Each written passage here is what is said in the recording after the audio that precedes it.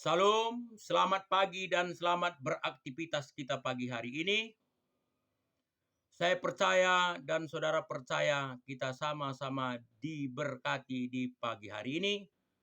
Karena roh Tuhan yang memimpin, menguasai dan memberkati hidup saudara dan saya di pagi hari ini. Sebelum kita belajar firman Tuhan, mari kita bersatu di dalam doa. Segala puji, syukur, hormat, kemuliaan kepadamu Roh Kudus, Bapa Yahweh Yesus Kristus.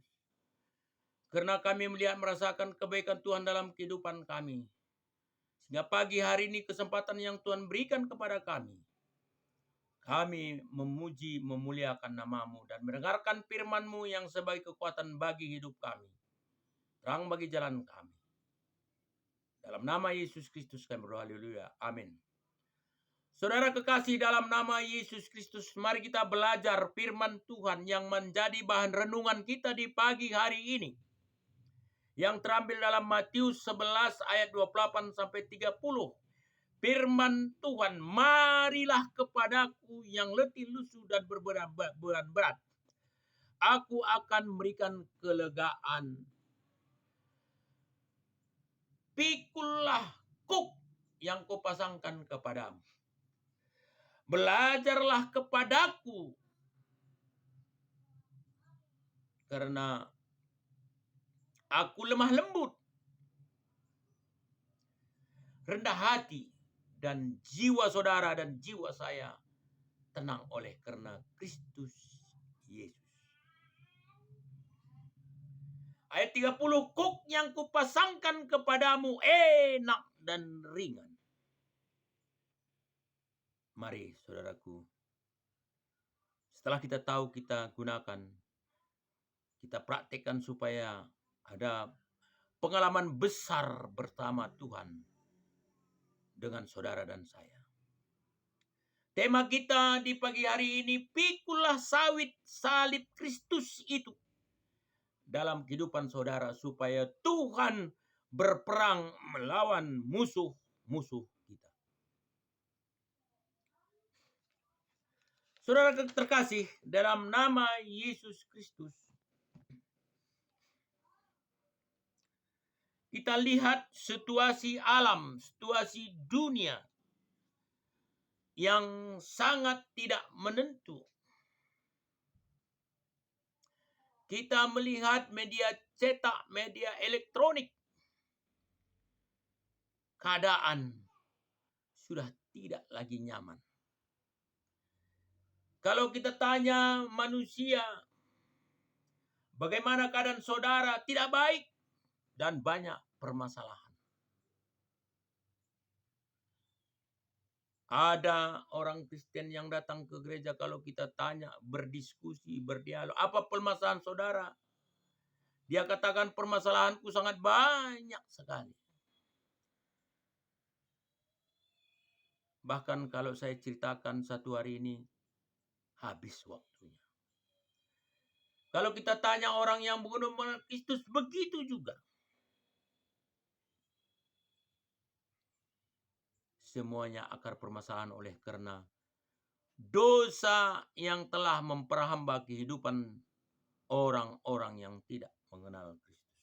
Roma 3 ayat 23, semua telah berdosa dan telah kehilangan kemuliaan Tuhan.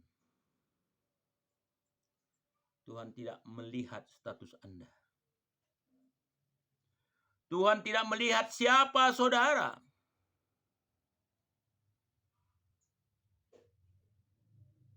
Mungkin saudara orang Kristen.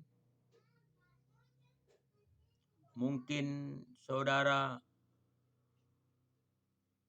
orang dewasa.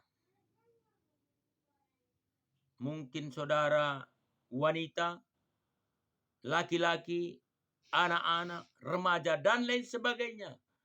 Tuhan tidak mengenal itu. Tapi kasih Tuhan tetap ada kepada saudara dan saya apabila roh Tuhan ada pada saudara dan saudara ada pada roh Tuhan. Yang dituliskan di dalam Yohanes 15 ayat 5. Tuhan tidak melihat status sosial saudara. Kaya, miskin, jelek, cantik, pengusaha, petani, pegawai, dan lain sebagainya. Saudara tidak terlepas dari perhambaan dosa kalau saudara tidak terima Yesus Kristus sebagai Tuhan dan Juru Selamat kita bersama. Kita lihat bagaimana orang rumah tangga, orang Kristen pada saat ini, dan orang yang belum mengenal Kristus pada saat ini. Bagaimana rumah tangga mereka sangat-sangat tidak nyaman. Sangat-sangat tidak bisa menikmati apa yang mereka miliki. Karena dosa telah memperhamba keluarga yang tidak mengandalkan Tuhan. Dampak dosa seperti Rasul Paulus katakan di dalam Roma 12 ayat 1, 2 Korintus 4 ayat 4. Pikiran gelap, pikiran tumpul, pikiran sesat, pikiran sia-sia, itu yang terjadi di dalam keluarga. Sehingga dampak pikiran gelap, maka pikiran kita ini pesimis, pikiran kita ini negatif.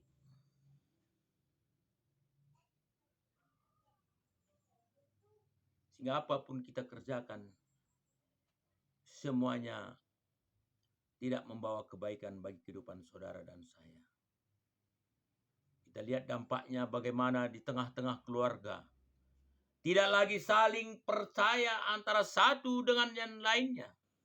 Antara suami dan istri, antara istri dan anak, antara ayah dan anak, menantu, cucu, dan lain sebagainya. Karena apa, saudaraku? Dosa telah memperhamba semua anggota keluarga.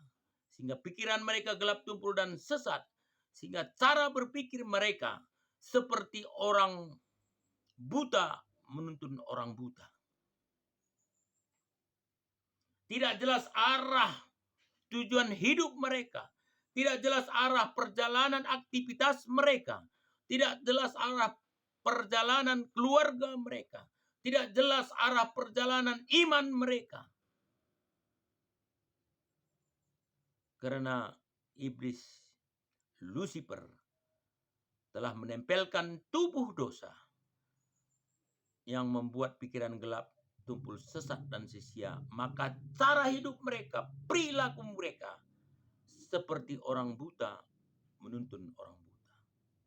Kalau ini belum diselesaikan dengan menerima Tuhan Yesus di dalam kehidupan kita, maka meningkat dia seperti pikiran buta, gelap tumpul dan sesat dan sia-sia.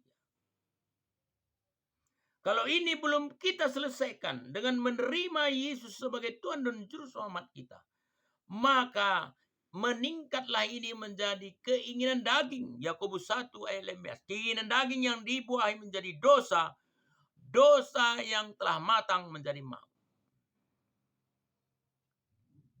Kalau ini tidak kita perbaiki dengan menerima Yesus sebagai Tuhan dan Juru Selamat kita, maka akan berdampak ke berikutnya. Seperti Roma 6 ayat 23. Maut, sakit akan menimpa saudara dan saya apabila kita tidak berkenan di hadapan Tuhan. Bukan saja itu yang terjadi, saudara terkasih. Di dalam keluarga itu anak tidak bisa diatur lagi. Mereka mengerjakan sesuatu dalam kehidupan mereka. Mereka suka-suka. Mau sekolah, mau tidak sekolah. Mau bekerja, tidak bekerja. Apa yang ada di dalam hidup mereka, apa yang ada di dalam aktivitas mereka, mereka gunakan seperti orang buta menuntun orang buta. Semuanya tidak bermanfaat. Semuanya akan membawa malapetaka bagi hidupnya kalau pikiran mereka belum dibaharui oleh Tuhan Yesus Kristus. Kita lihat sekarang ini di dalam keluarga. Kita tahu keluarga yang terkecil untuk ke depan, untuk membawa kemakmuran bagi bangsa dan negara, dimulai dari keluarga. Tapi keluarga yang tidak lagi menghadirkan Tuhan di dalam kehidupan mereka. Karena logika. Karena mereka mengandalkan manusia, kekuatan manusia. Uang mereka. Mengenalkan apa yang mereka miliki. Sehingga mereka meninggalkan Tuhan. Sehingga terjadilah di dalam keluarga itu tidak lagi saling percaya.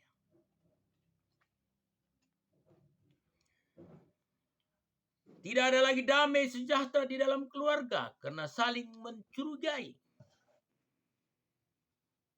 antara satu dengan lainnya. Apa yang mereka miliki tidak membawa kebahagiaan. Ada mobil mereka, rumah mereka, sawit mereka, emas mereka. Apapun yang mereka miliki tidak membawa kebahagiaan. Karena seisi rumah telah diperhamba oleh keinginan daging. Alam lagi tidak bersahabat lagi dengan kita, saudara terkasih. Lingkungan kita tidak lagi bersahabat dengan kita. Narkoba ada di mana-mana. Konstitusi ada di mana-mana. Perceraian usia dini yang semakin lama semakin meningkat. Karena mereka mengandalkan keinginan daging mereka. Kita tahu banjir bandang, tsunami, gempa bumi, tanah longsor, pesawat jatuh, dan lain sebagainya, saudara terkasih. Itu karena kegenapan firman Tuhan, karena manusia tidak mengandalkan Tuhan di dalam kehidupan mereka. Seperti yang tertulis di dalam Yeremia 17 ayat 7. Diberkatilah orang yang mengandalkan Tuhan. Kita tahu banjir bandang menimpa kehidupan manusia. Ada yang 500 meninggal. Jatuh dari pesawat. 100 yang meninggal. Terjadi gempa bumi. Menimbulkan tsunami. Ribuan yang meninggal. Itu bukan karena Tuhan, tapi karena ulah manusia itu sendiri. Mereka sembarangan menebang pohon. Sehingga terjadi banjir bandang membawa maut, kematian jiwa oleh manusia. Karena pikiran manusia itu gelap tumpul, sesat, dan sia-sia. Mari saudaraku, pagi ini solusi untuk membebaskan kita dari masalah kehidupan kita. Firman Tuhan mengingatkan kita pagi hari ini di dalam Matius 11 ayat 28 sampai 30. Marilah kepadaku yang berbeban berat dan letih lesu. Aku akan memberikan kelegaan kepadamu. Kuk yang kupasangkan kepadamu. Belajarlah kepada aku karena aku lemah lembut. Dan hatimu akan menjadi tenang. Karena kuk yang kupasangkan kepadamu enak dan ringan.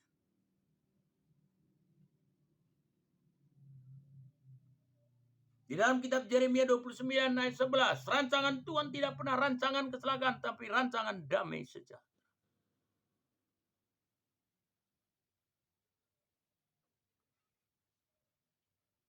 Maka hari ini firman Tuhan mengingatkan saudara dan saya, kasih karunia telah datang ke dunia. Yesus Kristus telah lahir di Betlehem. Hari ini harus Anda putuskan. Saya juga putuskan, saudara kekasih. Kita telah mengetahui kebinasaan, kemalapetakaan, kesengsaraan akan menimpa kehidupan kita kalau kita tidak mengandalkan Tuhan. Roh Tuhan menjauh dari kita karena kita tinggalkan roh Tuhan. Hari ini, setelah kita tahu dan memahami bahwa meninggalkan Tuhan itu menjadi malapetaka bagi kehidupan saudara dan saya, yang dituliskan di dalam kitab Injil. Maka hari ini, saudara dan saya, mari kita buka pintu hati kita. Karena kasih karunia telah datang ke bumi. Wahyu 3:20. Lihat, Yesus Kristus ada di muka pintu hati saudara dan saya. Mari kita buka pintu hati kita. Biarkan Roh Kudus masuk ke dalam hati kita. Dan hati kita ada bersama Tuhan. Hubungan roh kita yang terputus secara rohani hari ini, selama ini kita pulihkan. Dengan setelah kita mengetahui firman Tuhan, maka mari kita buka, undang Roh Kudus Tuhan masuk. Supaya Roh Tuhan boleh berperang melawan musuh-musuh kita.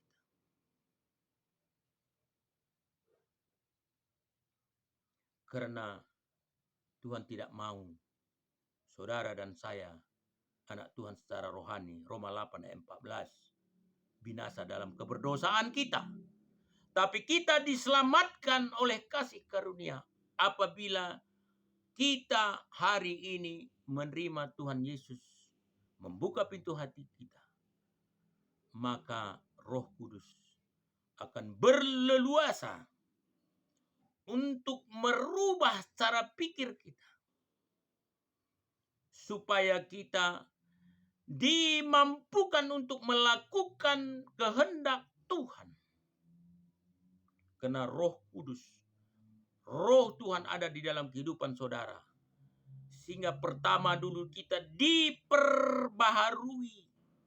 Selama ini kita tidak kudus, tidak berkenan, kita akan dikuduskan oleh Tuhan. Dan kita akan dimampukan untuk melakukan perintah Tuhan. Taat terhadap firman Tuhan. Sehingga kehendak Tuhan boleh Anda lakukan, saya lakukan dalam kehidupan kita. Itu yang dituliskan 1 Petrus 1 ayat 2 dan 3. Setelah kita dikuduskan, kita dimampukan supaya kita taat melakukan perintah Tuhan.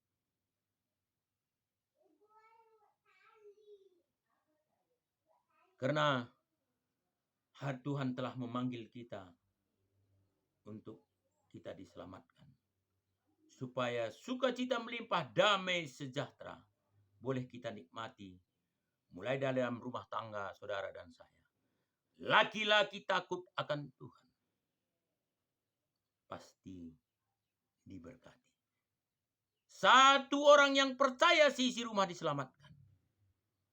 Itu janji firman Tuhan. Apa berkat yang kita terima?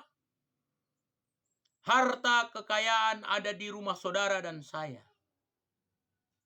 Anak cucu perkasa di bumi. Istri kita bagaikan pohon anggur yang sangat banyak buahnya. Sehingga bisa kita nikmati. Anak cucu kita tidak akan meminta-minta. Itu yang dituliskan di dalam Mazmur 128 ayat 1 dan 2. Saudara terkasih. Maka setelah kita dimampukan di dalam melakukan aktivitas kita untuk melayani Tuhan, maka hari lepas hari roh kita berbaharui Tuhan. Supaya pikiran negatif, pikiran pesimis itu tidak lagi terjadi dalam kehidupan saudara dan saya.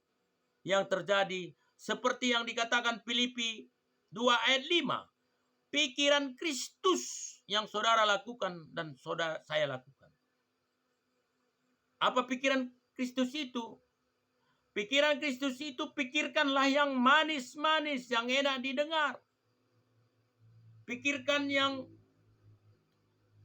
sukacita. Pikirkan yang positif bukan negatif. Di dalam Filipi 4 ayat 8. Kalau roh kita telah roh, jiwa dan tubuh diperbaharui, maka pikiran kita tidak lagi negatif terhadap sesuatu apapun di dunia ini. Sehingga apa yang ada di dalam kehidupan kita, baik harta kita, anak kita, istri kita, apa yang kita punyai, semuanya untuk memuji kebesaran kemuliaan nama Tuhan. Dan apa yang kita punyai boleh kita nikmati. Mungkin ada mobil kita, rumah kita, kebun sawit kita. Apa yang ada boleh kita nikmati karena Tuhan telah berfirman dan kita melakukannya.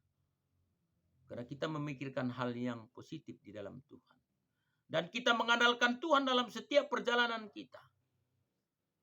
Maka Tuhan kita hadirkan dalam kehidupan kita. Kita dan keluarga kita bersama-sama mengerjakan apa yang Tuhan kehendaki. Maka saudara dan saya melibatkan Tuhan yang berperang melawan musuh-musuh saudara dan saya. Baik musuh yang tidak kelihatan maupun musuh yang kelihatan. Kita tahu bahwa musuh kita di dunia ini adalah Lucifer, iblis, setan yang memakai orang-orang durhaka untuk membuat kita menderita, untuk membuat kita masalah. Hadirkan Tuhan dalam kehidupan kita.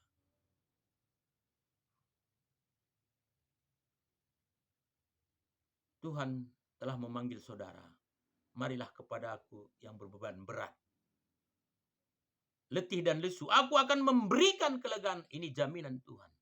Asalkan hati saudara, hati saya saat ini kita buka. Biarkan roh Tuhan masuk. Akan memampukan kita. Pertama, dalam setiap permasalahan kehidupan saudara. Tidak ada manusia yang tidak ada masalahnya.